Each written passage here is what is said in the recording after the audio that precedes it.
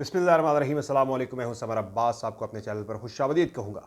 आज जनाब हम बात करेंगे पाकिस्तान तहरीक इंसाफ के 3 मज़ीद रहनुमाओं को FIA की जानिब से तलबी का नोटिस भेज दिया गया है। मंगल के रोज़ ये जो FIA वाला मामला है, ये जो खान साहब के ट्विटर अकाउंट से होने वाला ट्वीट है, इस ट्वीट में मसला है क्या, असल इशू चल क्या रहा है, इस वाले से मैं आपको आगाह करूँगा। और जनाब बात करेंगे कि हुकूमत जो है इस सारे मामले में उनकी जो कोशिश है तहरीक इंसाफ को दबाव में लाया जाए, इसकी लीगल स्टेटस क्या है वो भी मैं आपके सामने रखूँगा। और बात करेंगे इस वक्त जो अदलिया की सूरत हाल है जनाब, अदलिया इस सारे तनाज़े के अंदर उसकी सोच क्या है, वो क्या करना चाह रही है, आपको इस वाले से भी आगाह करेंगे। और बात करेंगे चीफ जस्टिस के ख़िलाफ़ पाकिस्तान तहरीक इंसाफ ने अदम एतमाद कर दिया है। और पाकिस्तान तहरीक इंसाफ ने ये जो मखसूस नशिस्तों के वाले से केस है, जो कि चीफ जस्टिस की सरबराही में 3 तारीख को सुना जाएगा, यानी सोमवार के रोज़ सुना जाएगा। इस केस में पाकिस्तान तहरीक इंसाफ ने चीफ जस्टिस से ये दरख्वास्त की कि आप बेंच से उठ जाएँ। अब अगर चीफ जस्टिस उठते तो वो अकेले नहीं उठेंगे, साथ कौन कौन से लोग उठेंगे, आपको इस हवाले से भी आगाह करेंगे। और सुप्रीम कोर्ट ऑफ पाकिस्तान का फैसला आ गया लाइव स्ट्रीमिंग के हवाले से, जो 4-1 से ये फैसला हुआ था कि इमरान खान की अदालत में पेशी के वाले से जो उनकी समात होती है वो लाइव स्ट्रीमिंग उसकी नहीं करनी। इसमें जवाज़ क्या पेश किया गया वो भी आपके सामने रखेंगे। एक बड़ी मज़ाक़ा खेज़ किस्म की चीज़ भी उसके अंदर जो है वो ऑब्ज़र्व की गई है। तो वो तहरीक इंसाफ जो अदम एतमाद कर रही है, वो तहरीक इंसाफ का जो है वो समझ में आता है कि इसकी वजह है बड़ी, यानी एक सॉलिड उसकी रीज़न है। तो इन तमाम खबरों पर बात होगी इस वीडियो में, लेकिन उससे पहले आपसे वही रिक्वेस्ट कि आपने अब तक अगर चैनल को सब्सक्राइब नहीं किया हुआ तो चैनल को सब्सक्राइब और वीडियो को लाइक और शेयर करें और बेल आइकन ज़रूर प्रेस करें ताकि आपको तमाम वीडियो का बर वक्त नोटिफिकेशन हासिल हो जाया करे।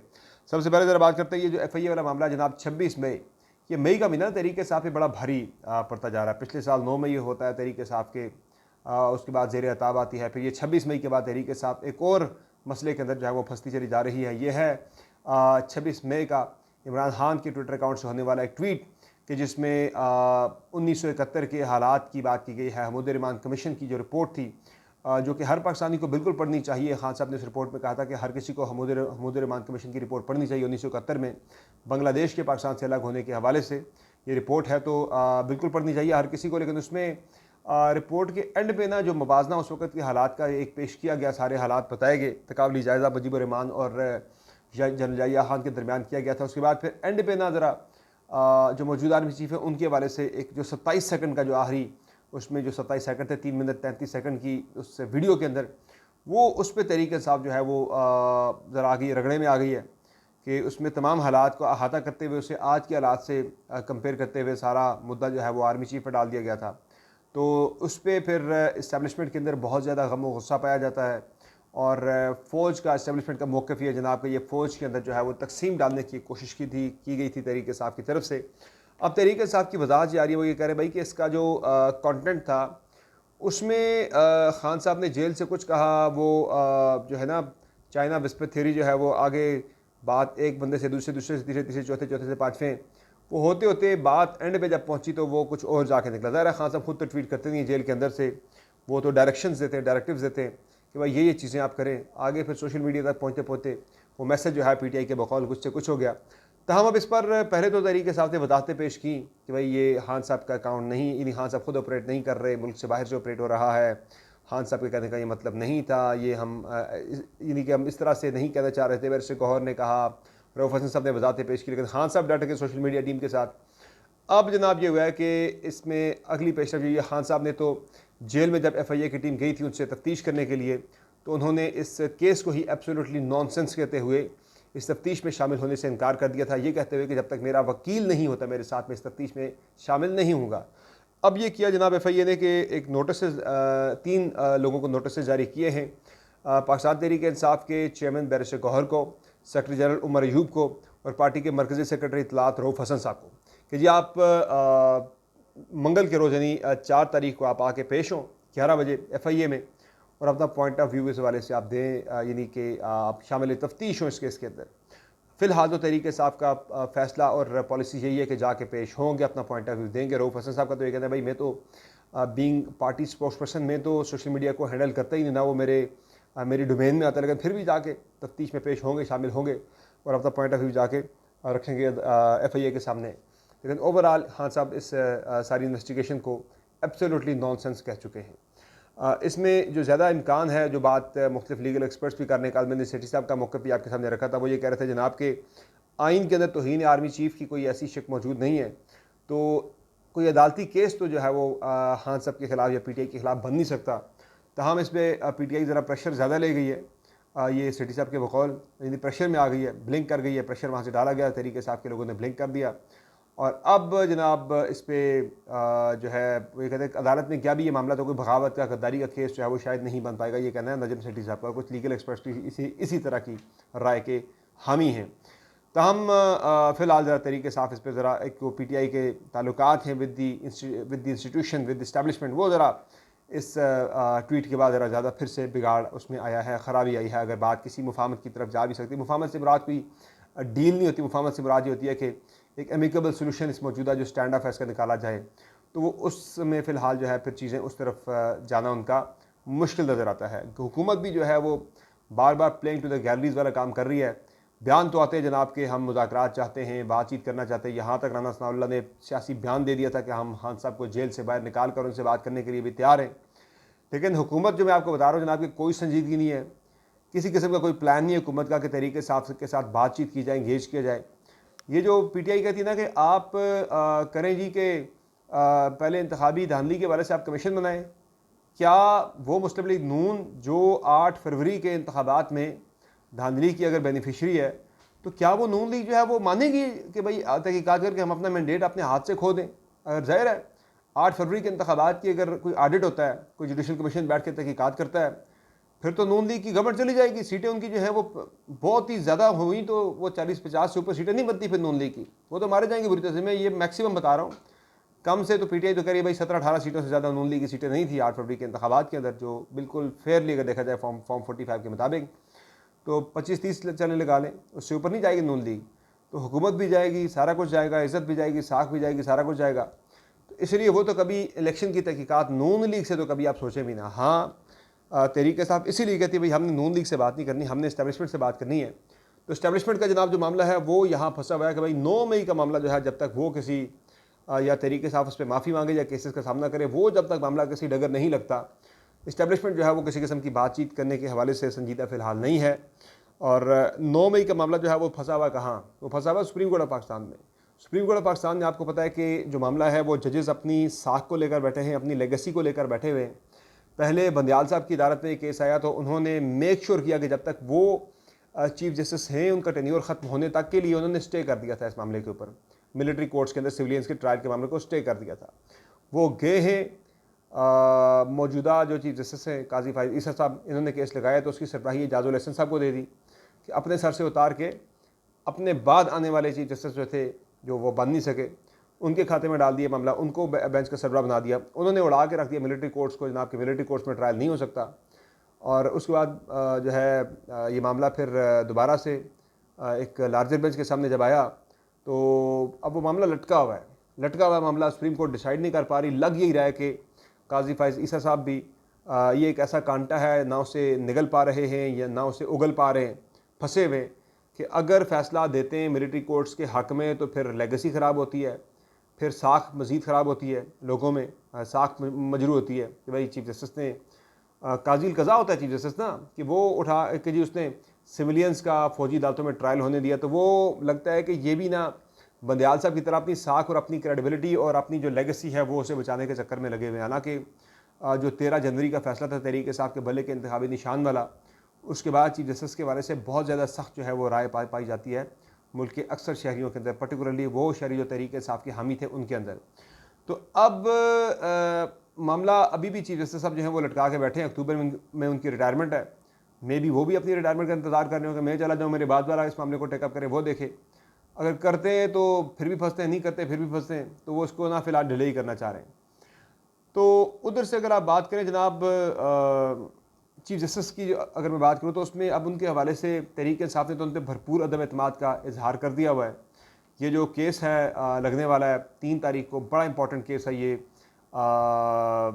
पाकिस्तान तहरीक इंसाफ की मखसूस नशिस्तों का जो मामला है उस पर फुल कोर्ट बना दिया है चीफ जस्टिस काजी फाइज साहब ने अपनी सरबराही में, और कोर्ट रिपोर्टर्स ये कहते हैं कि वो इस बेंच की सरबराही मंसूर अली शाह को नहीं देना चाहते थे, इसलिए ख़ुद उन्होंने लार्जर फुल कोर्ट बना के उसकी सरबराही खुद करने का फ़ैसला किया।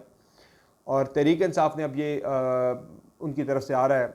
ख़बर भी कल चली थी जंग पे, जियो पे, अब्दुल क़य्यूम सिद्दीकी साहब की तरफ से कि KP गवर्नमेंट ने जो है वो अदम एतमाद करने का ऐलान किया कि चीफ जस्टिस से दरख्वास्त की भाई आप बेंच से उठ जाएँ। तहाँ बाद में उसकी तरतीब भी आ गई थी, ताहम फिर भी तहरीक इंसाफ की राय यही है, PTI के स्पोक्स पर्सन की राय यही है कि काजी फ़ाइज़ ईसा साहब को इस बेंच में नहीं बैठना चाहिए। लेकिन बेंच से जब आप उठने की बात करेंगे तो फिर आपको तहरीरी तौर पर अपना एतराज़ दाखिल करना पड़ेगा अदालत के अंदर कि भई हम इस बंदे के बेंच में होने पर हमें एतराज़ है। तो वो तहरीरी जब तक नहीं दायर करते तो मुझे नहीं लगता काजी फ़ाइज़ ईसा साहब बेंच से उठ जाएँ। और बेंच से अगर उठेंगे तो काजी फ़ाइज़ ईसा साहब अकेले नहीं उठेंगे, बल्कि उनके साथ जो है कुछ दीगर जजेस को भी उठना पड़ेगा। चूँकि ये तय पाया था सुप्रीम कोर्ट ऑफ पाकिस्तान के अंदर जब ये फुल कोर्ट बन रहा था कि वो जजेस जिनका मुफादात का टकराव है। अब काजी फ़ाइज़ ईसा साहब को क्यों PTI कह रही है भई ये उठ जाएँ? एक तो वो ज़ाहिर है उन पर एतमाद भी कर रहे हैं, दूसरा PTI ये कह रही है भाई इनका मुफादात का टकराव है कि इन्होंने जो इनके बारे में हुकूमत की एक तजवीज़ है कि वो आइन में तरमीम करके चीफ जस्टिस साहब की मुद्दत मुलाजमत में 2 साल का इजाफा करना चाह रही है, उन्हें एक्सटेंशन देना चाह रही है, रिटायरमेंट की एज 2 साल बढ़ाकर। तो ये जो मखसूस नशिस्तों के वाले से फ़ैसला आया था 5 रुकनी बेंच के जो मंसूर अली शाह साहब ने दिया था, उस फैसले के बाद हुकूमत की 2/3 अक्सरियत ख़त्म हो गई थी। वो सारी मखसूस नशिस्तें हुकूमत से ले ली गई थी जो हुकूमती जमातों को, हुकूमती बेंचेस को मिली थी। अब वो PTI की हिस्से की सीटों पे जो हुकूमत को 2/3 अक्सरियत मिली हुई थी वो 2/3 अक्सरियत हो गई ख़त्म। अब हुकूमत कोई आइनी तरमीम कर नहीं सकती कि जिस आइनी तरमीम के ज़रिए, उस आइनी तरमीम के नतीजे में चीफ जस्टिस की मुद्दत मुलाजमत 2 साल बढ़ाई जा सके। तो अगर इसीलिए चीफ जस्टिस साहब जो है उन पर तहरीक इंसाफ अदम एतमाद करी कि भाई ये तो अगर ये तहरीक इंसाफ के ख़िलाफ़ फैसला दे देते हैं कि भाई मखसूस नशिस्तें मिलनी चाहिए हुक्मरान इत्तेहाद को, तो वो हुक्मरान इत्तेहाद की 2/3 अक्सरियत भी बहाल हो जाएगी और फिर वो काजी फ़ाइज़ ईसा साहब को तोसी भी दे सकते हैं। तो वहाँ तय ये पाया था सुप्रीम कोर्ट ऑफ पाकिस्तान के अंदर कि अगर इसमें एक यानी कि या तो वो जजेस बिल्कुल ना बैठें कि जिनका आइंदा चीफ जस्टिस बनने के लिए वो लाइन में है, जिस तरह जस्टिस मंसूर अली शाह हो गए वो ना बैठे बेंच के अंदर, जस्टिस मुनीब अख्तर साहब ना बैठे बेंच के अंदर, जस्टिस जय अफरीदी साहब बेंच के अंदर ना बैठें। इस तरह जो नाम जो जिन्होंने आगे बनना है चीफ जस्टिस वो इस बेंच के अंदर ना बैठें। तो 6 जजेस का टोटल जो है वो मौजूदा chief supreme court of Pakistan के अंदर ऐसा बनता है कि जो इस फैसले की अगर तोसी होती है उस फैसले से या तो उनका टेन्योर लंबा हो सकता है या उनका टेन्योर डिले हो सकता है या वो बिल्कुल ही चीफ जस्टिस बनने वाली दौड़ से ही बाहर हो सकते हैं। तो इसलिए ना PTI कह रही है भाई आप इस बेंच के अंदर ना बैठे, चूँकि आपके मफादात के टकराव के चक्कर में हमारी मखसूस नशिस्तें जो है वो उड़ सकती हैं।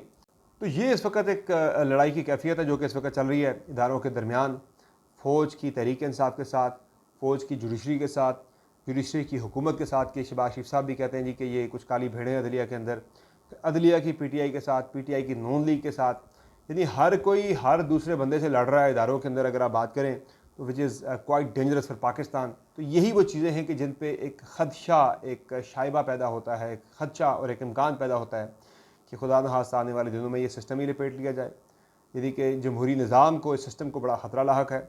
अच्छा, अब इस सारे मामले में एक जो खान साहब की समाअत भी होनी है इसी हफ्ते, अगला हफ्ता बड़ा इंपॉर्टेंट है बाय द वे।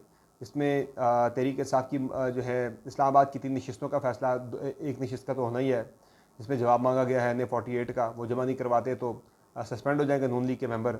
और बाकी सीटों से भी 47 और 46 से भी नून लीग के तीनों जो अरकान जीते थे इस्लामाबाद से फॉर्म 47 के मुताबिक, तीनों की सीटें ख़तरे में पड़ी हुई हैं।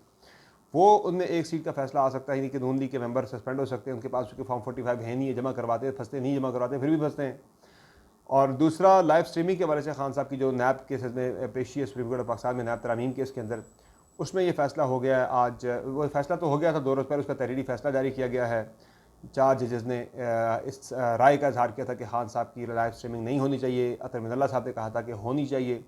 वो उसमें चीफ जस्टिस साहब ने जो फ़ैसला लिखा उसमें एक तो उन्होंने कहा जी कि नहीं हम दे सकते इख्तियार के, चूँकि हमें इस बात का अंदेशा है, चूँकि ये सियासी जो इनके जो इसमें खान साहब के बारे में वो बात करें कि वो चूँकि सियासी जमात से उनका ताल्लुक़ है, तो हमें इस बात का अंदेशा जनाब कि वो मामला जो सब्जेक्ट मैटर है उससे वो डिविएट करके सियासी मामलात की तरफ डिबेट को लेकर जा सकते हैं, गुफ्तगू को लेकर जा सकते हैं। तो और वो कहते हैं कि पिछली समाअत के अंदर हुआ भी ये कि समाअत के एंड पे खान साहब ने वही काम किया कि समाअत थी नैब के वाले से, वो आके उन्होंने 8 फरवरी के इंतखाबात के ऊपर आके बात की। अब ये बात चीफ जस्टिस से नहीं करेंगे, किससे करेंगे यार? ये बड़ा जो है ना, बड़ा मज़ाक़ा है इस किस्म की जो है वो बात इसमें की गई है। उन्होंने जी यहाँ पे भले अपनी पार्टी के साथ होने वाले मामलात जो हैं, मैंडेट चोरी की बात की, उन्होंने पार्टी के केसेस की बात की, उन्होंने अपनी सियासी जमात के ख़िलाफ़ होने वाले हुकूमती एक्शन की बात की, तो कहते हैं ये चीज़ें इररेलेवेंट थी। तो आप चीफ जस्टिस हैं, आप कह देते ठीक है जी ये मामला आपका सुनेंगे, लेकिन फ़िलहाल आप नैब पे रखें, लेकिन ये मामला भी आपका इंपॉर्टेंट, लेकिन उसको बिल्कुल यकसर नज़रअंदाज कर देना काज़ी उल क़ज़ा की तरफ से, ये भी समझ में नहीं आती बात। तो फिर आगे जाके वो लिखते हैं जनाब के ये जो इख्तियार, हाँ वो ये भी कहते हैं 2022 का ये जो केस है, ये इसमें खान साहब जो हैं वो पटिशनर तो थे, लेकिन पहले वो कभी पेश नहीं हुए और ना ही पहले कभी इसकी लाइव स्ट्रीमिंग की तरीके से आपने दरख्वास्त की है।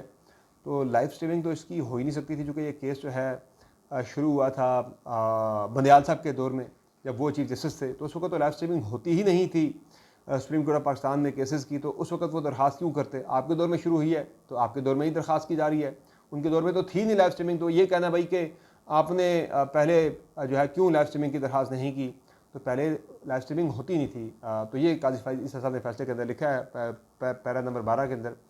आगे जाके एंड पे वो लिखते हैं जनाब कि ये सोल प्रेरोगेटिव है सुप्रीम कोर्ट ऑफ पाकिस्तान का, अदालत का इख्तियार है कुल्ली तौर पर कि वो फैसला करे कि लाइव स्ट्रीमिंग किसी केस की करनी है या नहीं करनी, इसलिए तहरीक इंसाफ की दरख्वास्त मुस्तरद की जाती है। तो ये अपडेट्स हैं। अगला हफ्ता इंतहाई इंपॉर्टेंट है, जिसमें तहरीक इंसाफ के इस्लामाबाद की 3 सीटों का फैसला 3 में से 2 का फैसला आ सकता है। फिर ये खान साहब की नैब केसेस में पेशी, नैब तरामीम केस में पेशी बहुत इंपॉर्टेंट है। फिर ये जो नैब तरामीम वाले केस के अलावा जो तहरीक इंसाफ की मखसूस नशिस्तों का मामला है उसका फैसला होना है। फिर जो मामला है अगला इंपॉर्टेंट जो वो है जी ये जो PTI के कुछ 3 रहनुमाओं की मैंने बात की, उनकी तलबी है FIA के अंदर नैब का रिमांड बढ़ा दिया गया, उसमें खान साहब के वाले से कुछ मज़ीद चीज़ें हो सकती हैं। तमाम ये सारी आज की अपडेट्स हैं। अगली वीडियो में इंशाल्लाह कुछ मज़ीद इंपॉर्टेंट हक़ाइक़ लेकर आपकी खिदमत में हाजिर होंगे। इजाज़त दीजिए, अल्लाह हाफ़िज़।